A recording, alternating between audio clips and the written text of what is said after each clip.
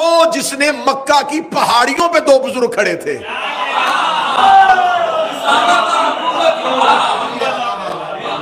اب یہ جو دو ہیں یہ دو نظریات کے نمائندے ہیں. ایک حکومت کا نمائندہ ایک رسالت کا نمائندہ. اب اس نے جب حاکم شام مرنے والا تھا تو اس نے 4 لوگوں کو بلایا شام اپنے پاس. اس میں سعید بن آس کو بلایا, حسین بن نمیر کو بلایا, ضحاک ابن قیس کو بلایا. اس نے کہا کہ میں اپنے بعد اپنے بیٹے یزید کو حاکم بنانا چاہتا ہوں, کوئی رستہ اختیار کرو. کیونکہ یہ انتہائی بد کردار تھا تو انہوں نے کہا کہ اس کی حکومت کو لوگ تسلیم نہیں کریں گے. ہم اگر جس طرح تیری حکومت ہم نے بزور پیسہ بزور درہم و دینار منوائی تھی نا, اگر ہم خزانوں کے منہ کھول بھی دیں تو 4 ایسے لوگ ہیں جن سے شدید خطرہ ہے. میں یہ تاریخ پڑھوں اور میں نے پہلی مجلس میں کہا تھا کہ تاریخ کا مسلک نہیں ہوتا, تاریخ کسی فرقے سے نہیں ہوتی. انہوں نے کہا کون؟ انہوں نے کہا ایک حسین ابن علی, عبداللہ ابن عمر, عبد الرحمن بن ابی بکر اور عبداللہ ابن زبیر. کسی طریقے سے ان کو لالچ میں لو. یہ اپنی زندگی میں حاکم شام مکہ پہنچا حج کے دنوں میں, تو اس نے 4 افراد کے ساتھ علیحدہ علیحدہ ملاقات کی. اب جو تاریخ ابو الفدا روضۃ الاحباب یعنی کہ اہل سنت تواریخ سے میں پڑھ رہا ہوں, جو سب سے پہلی ملاقات اس نے کی وہ عمر کے بیٹے عبداللہ سے کی, عبداللہ ابن عمر سے. اس نے کہا کہ اگر میں اپنے بعد یزید کو خلیفہ بناؤں تو تو اسے کیسا دیکھتا ہے, تو اس کی خلافت کے بارے میں کیا خیال رکھتا ہے؟ ان کا آگے سے جواب یہ تھا, دیکھ مجھے تو حکومتوں کے ساتھ کوئی لینا دینا نہیں, میں گوشہ نشین آدمی ہوں, اگر سب نے تسلیم کیا تو میں بھی کروں. یہ ان کا جواب تھا, کیونکہ انہوں نے اس ایک اصول پہ خلافتیں بنتی دیکھی تھی.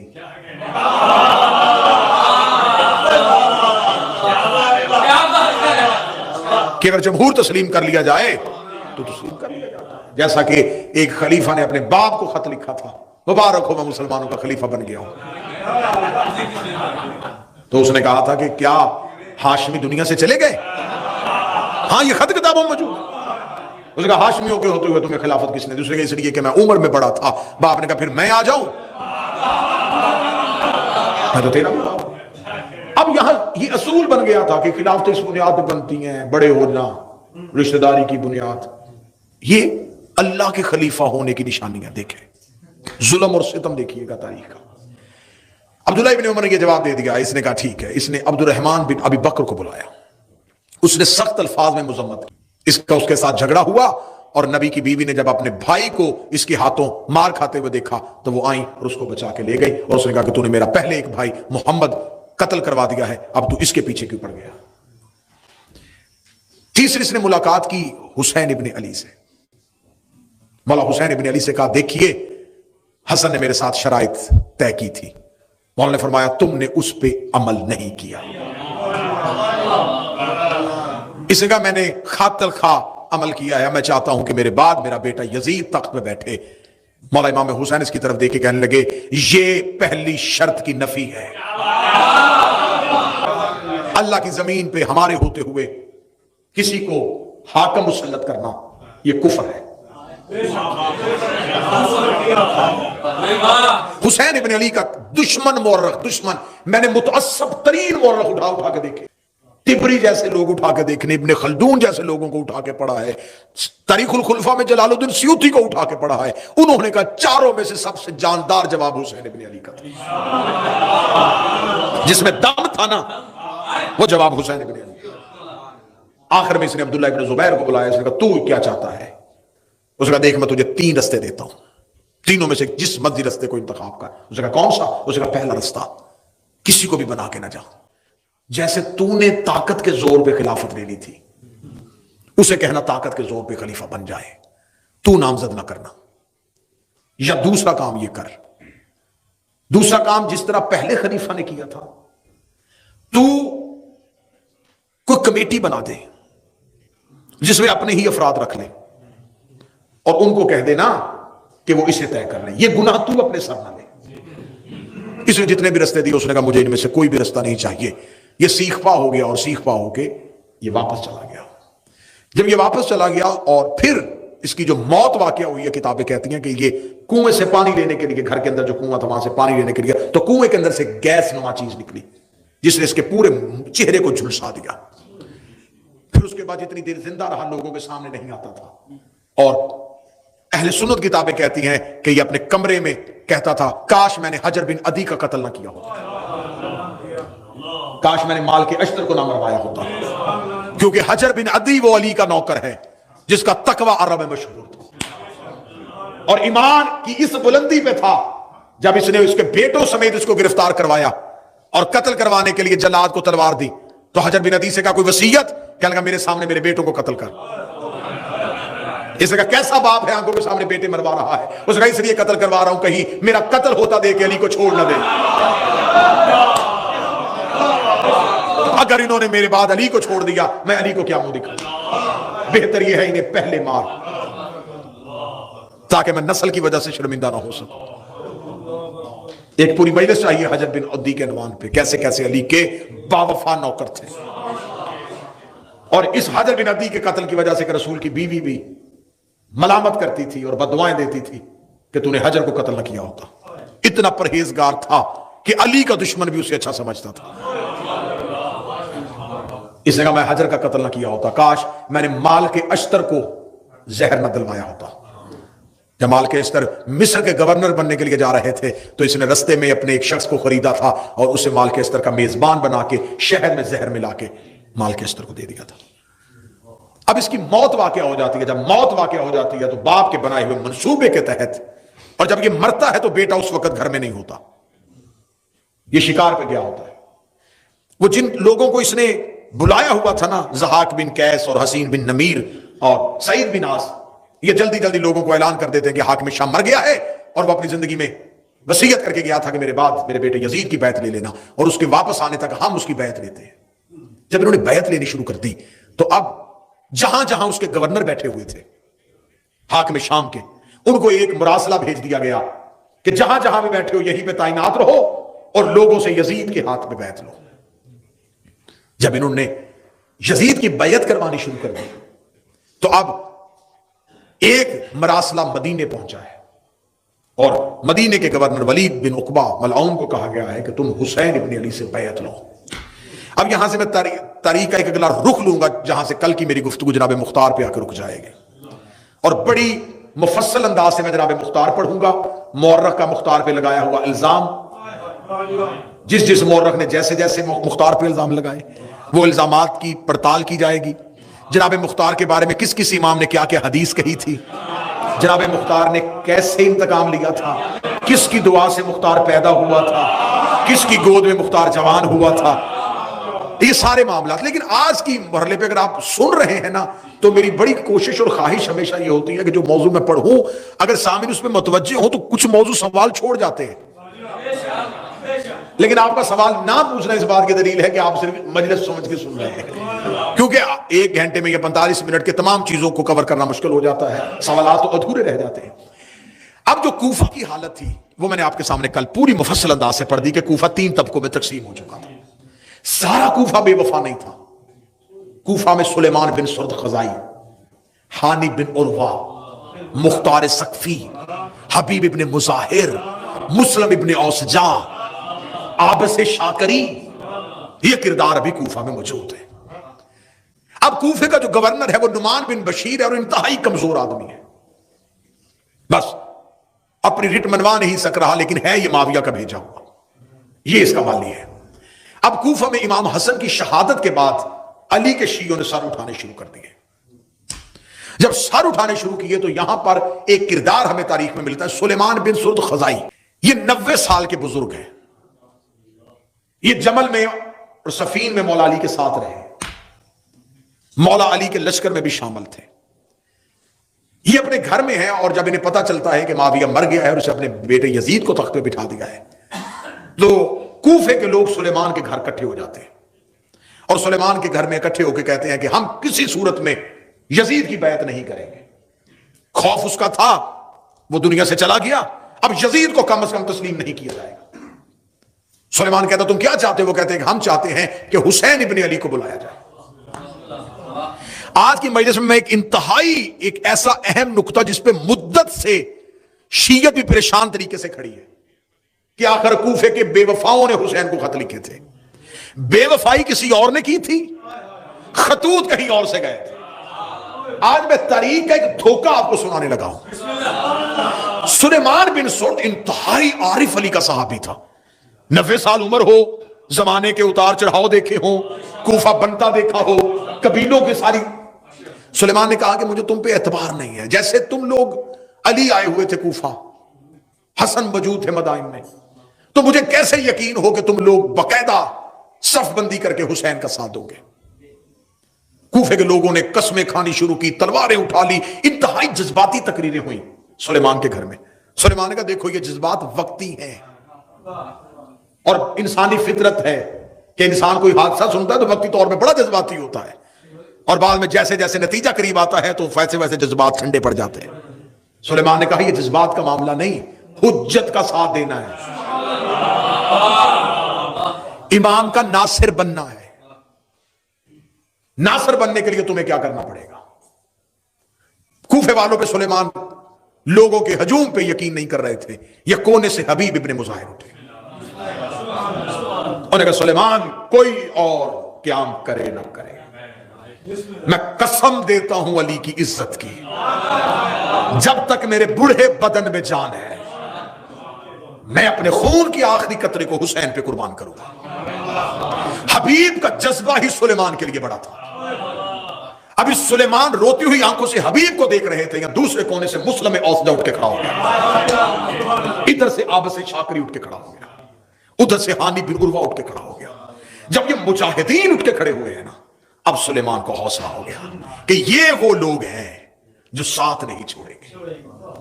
اس نے باقی افراد کو کہا تم جاؤ, ان لوگوں کو اکٹھا کیا. تاریخ کہتی ہے جو لوگ اکٹھے کیے وہ 150 تھے. بڑی توجہ سے گفتگو سنیے. 150 لوگوں سے سلیمان نے کہا ایک ایک بندہ اپنا خط لکھو حسین ابن علی کے نام, اور علیحدہ علیحدہ خط لکھو. ایک تاریخ کہتی ہے کہ 150 نے علیحدہ علیحدہ خط لکھے, اور کچھ مورخین کہتے ہیں ایک ہی خط میں 150 نے 10 خط کیے. علیحدہ لکھے یا اکٹھے لکھے یہ طے ہے کہ 150 کی رضامندی شامل ہو گئی. ادھر سے امام حسین مدینہ چھوڑ چکے تھے. یہ ذہن میں رکھیے جب حسین مدینہ چھوڑ کے آ رہے تھے اس وقت امام حسین نے ایک بھی اعلان نہیں کیا کہ میں کوفے جا رہا ہوں. امام حسین نے کہا تھا میں مکہ جا رہا ہوں, کیونکہ امام حسین کو ولید نے کہا تھا کہ میرے پاس 2 رستے یزید نے بھیجے ہیں, یا بیعت لے یا سر لے, اور میں آپ کے خون سے اپنے ہاتھوں کو رنگین نہیں کرنا چاہتا. امام حسین بیعت کرنا نہیں چاہتے تھے اور سر مدینے میں دینا نہیں چاہتے تھے, لہذا امام حسین نے ہجرت کر لی. ہجرت امام حسین نے جب کی تو امام حسین مکہ آ کے بیٹھ گئے. یہ مکہ میں امام حسین کا قیام جو ہے یہ 6 ماہ کا ہے. مسلسل امام حسین مکہ میں بیٹھے رہے, اور مکہ میں کسی اپنے دوست کسی نوکر کے گھر نہیں, جناب خدیجہ الکبریٰ کے گھر میں رہے تھے, کیونکہ مکہ میں جناب خدیجہ کا محل تھا جس کی چابی حسین کے گھر میں پڑی ہوئی تھی. مولا امام حسین آ کے بیٹھ گئے مکہ میں, اور اب 150 لوگوں نے جب پتہ چل گیا نا, تو اب اگر یہاں علی کے شیعہ تیاری کر رہے ہیں تو معاویہ کے بھی ابھی لوگ باقی ہیں. ان میں ایک کردار ہمیں تاریخ نے بتایا ہے, مسلم ابن عمر یا مسلم بن حالی, یہ نام بتایا ہے. یہ یزید کا جاسوس تھا. اس نے یزید کو خط لکھا کہ یہاں سے سلیمان بن سرد خزائی کے گھر میں بڑے بڑے قبیلوں کے سرداروں نے اکٹھے ہو کے حسین ابن علی کو خط لکھا ہے. اس نے فوراً کہا کہ تم بھی ایسے کرو کہ اپنے لوگوں سے حسین کو خط لکھواؤ. اب دیکھیے گا, اب محمد بن اشعث جودہ کا بھائی, اور وہ اشعث جس نے مدائن میں مولا حسن سے دھوکہ کیا تھا, اس کا بیٹا, اس نے اپنے گھر میں لوگوں کو اکٹھا کیا, اور اکٹھا کر کے وہاں سے خطوط لکھے, جن خطوط کے آخر میں انہی لوگوں کا نام لکھ دیا جنہوں نے سلیمان کے گھر میں خطوط لکھے تھے. اب دیکھیے گا تاریخ میں دھوکہ کیسا ہوا ہے. جو سلیمان کے گھر میں شیعوں نے خطوط لکھے تھے, سلیمان نے کہا کہ کیونکہ امام کا پروٹوکول نہیں ہے کہ ہم قاصد بھیجیں, یہ امامت کی شان کے خلاف ہے کہ امام مکہ آئے ہوں اور ہم کسی کاسب کے ہاتھ اپنے خط بھیجیں. اٹھو اپنے اپنے خط لے کے مکے جاؤ. 150 لوگ خطوط کے ساتھ مکہ پہنچ گئے. مکہ میں امام حسین کو کوفہ کے تمام حالات سے باخبر کر دیا. مولا امام حسین نے تمام حالات کو دیکھنے کے بعد کہا کہ میں ابھی کوفہ نہیں جاؤں گا, میں بھیجتا ہوں مسلم کو, تم پہلے مسلم کے ہاتھ میں میری بیعت کرو.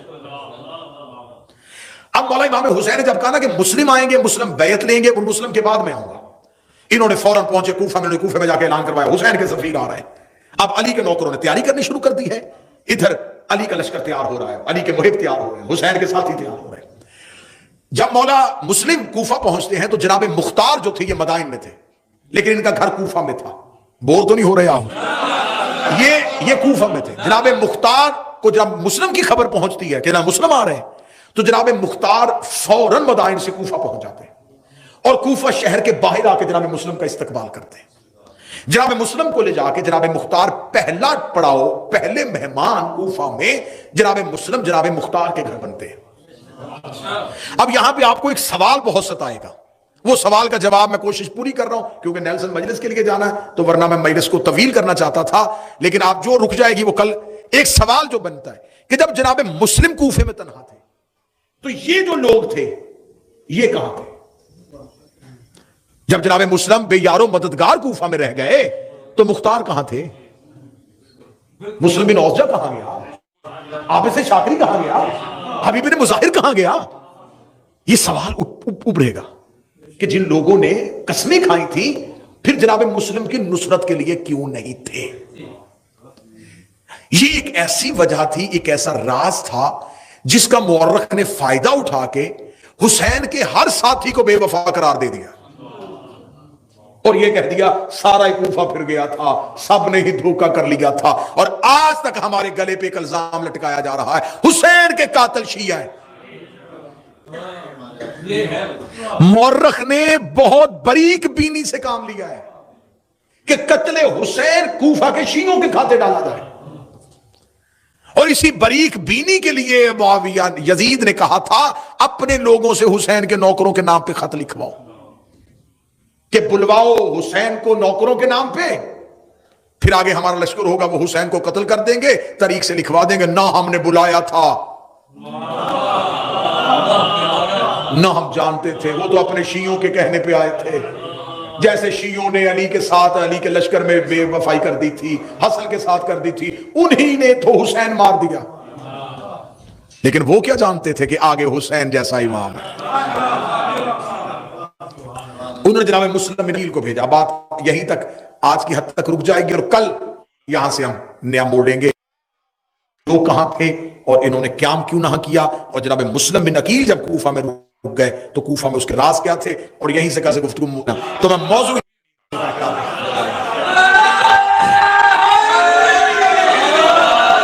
لیکن آپ نے یہ قتل ہمارے کھاتے میں ڈالا کہ امام حسین کو قتل شیعوں نے کیا تھا, لیکن تمہاری بدبختی نے تمہارا ساتھ پھر نہیں چھوڑا, تمہاری قسمت نے تمہارا ساتھ نہیں دیا, بدبختی نے ساتھ نہیں چھوڑا کہ تم نے لکھ دیا کہ حسین کے قاتل جو تھے وہ عمر ابن سعد تھا, وہ حسین بن نمیر تھا, وہ محمد بن اشعث تھا. جب تم نے نام لکھ دیے تو اب بتانا تو پڑے گا نا کہ عمر ابن سعد کس کا بیٹا تھا. یہ سعد بن ابی وقاص کا بیٹا تھا, وہ سعد بن ابی وقاص جسے آپ نے شام میں شامل کیا. امام حسین کے قاتلوں میں محمد بن اشعث کھڑا ہے, آپ کو بتانا پڑے گا یہ پہلے خلیفہ کا بھانجا ہے. قاتلوں کے شجرے ہم تمہارے گھر سے نکالیں گے. جس نے حکم دیا وہ معاویہ کا بیٹا, جو لشکر لے کے گیا, اور جس نے سب سے زیادہ ملعونیت کی تھی ابن زیاد ملعون نے. میں بڑی ایک جلدی میں نے کہا کہ پہلی مجلس میں کہا تھا کہ ان کے کردار اتنے گندے ہوں گے کہ مجھے منبر کا ادب ملحوظ خاطر رہے گا کہ میں کیسے پڑھوں. جو زیاد جس کا یہ بیٹا ہے نا, عبید اللہ اس کا نام ہے, اس کو ابن زیاد کے نام سے مشہور جان بوجھ کے کیا گیا تھا. یہ جو زیاد ہے نا, زیاد باپ کے نام سے مشہور نہیں تھا, اس کو زیاد ابن سمیہ کہتے تھے ماں کے نام سے, کیونکہ باپ کے نام کا کسی کو نہیں پتا تھا. یہ طریقی حقائق ہیں, باپ کے نام کا کسی کو نہیں پتا تھا, ماں کے نام سے عرب میں مشہور کر دیا گیا تھا بڑا ملاؤں. اور یہ بات ذہن میں رکھیے گا, امام کا قاتل حرامی ضرور ہوتا ہے,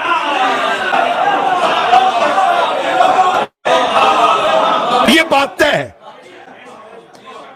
معصوم کا قاتل حلالی نہیں ہو سکتا. یہ ماں کے نام سے مشہور تھا انتہائی بد فطرت, بد خصلت, بد کردار, بد مزاج. آخر حاکم شام کو کسی نے بتایا تھا کہ تو نے عمر بن عاص جیسے بندے اکٹھے کیے ہوئے ہیں, اگر تو زیاد کو بلا لینا تو وہ تیرا پورا ساتھ دے گا. لیکن وہ اپنی اکڑ میں تھا, وہ حاکم شام کو ماننے کے لیے تیار نہیں تھا. اس نے مغیرہ ابن شعبہ کو یہ سازش دے کے بھیجا. اس نے کہا تو زیاد کو تیار کر کے کسی طریقے سے میرے پاس لے کے آ. جب اس نے زیاد کو لے کے آیا کہ تجھے حاکم شام ملنا چاہتا, جس نے اپنے دربار میں بڑی تقریب کا انعقاد کیا. لوگوں نے کہا آج کیوں؟ کہنے لگا آج میرا ایک بچھڑا ہوا بھائی مل گیا. جب یہ دربار میں پہنچا تو لوگوں نے کہا کہ تو حاکم شام کا بھائی ہے. اس نے کہا نہیں, میں تو اس کا بھائی نہیں. اس نے 4 لوگوں سے دربار میں گواہی دی کہ اس کا باپ میرا باپ ہے. اور اس یہ تاریخی حقائق ہے, میں نے آپ کے سامنے پہلے. اور اس نے مغیرہ ابن شعبہ کو کاندھا مار کے کہا تھا کہ تو مجھے یہاں گالیاں دلوانے کے لیے لے کے آیا تھا, کہ یہ گالی ہے نا کہ بھرے دربار میں یہ کہہ رہا ہے. اور اس نے 4 لوگوں سے قرآن پہ قسم دلوائی